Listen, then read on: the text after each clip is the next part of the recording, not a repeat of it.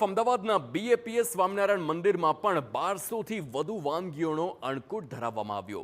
અમદાવાદમાં આવેલા બીએપીએસ સ્વામિનારાયણ મંદિર ખાતે મહા અન્નકૂટના દર્શન કરવા હજારો ભક્તો ઉમટ્યા। 45 દિવસની મહેનતથી 1200થી વધુ વાનગીઓનો અન્નકૂટ તૈયાર કરવામાં આવ્યો। સમગ્ર અન્નકૂટની મંદિરમાં મૂર્તિઓ સમક્ષ ગોઠવણી અને આર્કિટેક્ટ્સના માર્ગદર્શન હેઠળ ઝીણવટપૂર્વક આયોજિત કરવામાં આવી છે। અન્નકૂટની જે તે વાનગીઓને તેઓના પ્રકાર, સંખ્યા, રંગ અનુસાર વર્ગીકૃત કરી ભગવાન સમક્ષ ગોઠવવામાં આવી છે।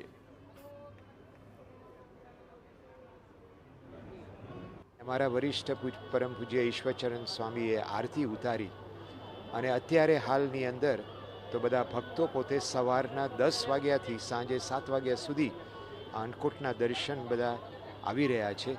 બહુ જ ભવ્ય એક એક્ઝિબિશન પણ કરવામાં આવ્યું છે અને દરેક બધા ભાવિક ભક્તોની અંદર ભાવના હોય છે, પ્રાર્થના કરતા હોય છે ભગવાનને। સંતો પણ પોતે આશીર્વાદ આપતા હોય છે કે બધા સુખી થાય અને જે પણ કાંઈ પ્રશ્નો હોય વ્યવહારમાં, સંસારમાં, તો એ બધા દૂર થાય।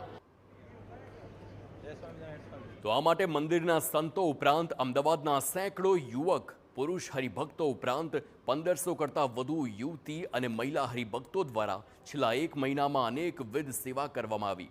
અન્નકૂટ પ્રસાદનું વિતરણ ભક્તો અને દર્શનાર્થીઓની સાથે શહેરના અનેક મંદિરો તેમજ ગરીબ અને જરૂરિયાતમંદ લોકોમાં કરવામાં આવશે। અન્નકૂટ અને ભગવાન સ્વામિનારાયણના દર્શન માટે મોટી સંખ્યામાં ભક્તો ઉમટ્યા। સૌ ભક્તોએ સંતોના આશીર્વાદ મેળવી ભગવાન પાસે પોતાની અને પરિવારની સુખાકારીની પ્રાર્થના કરી છે।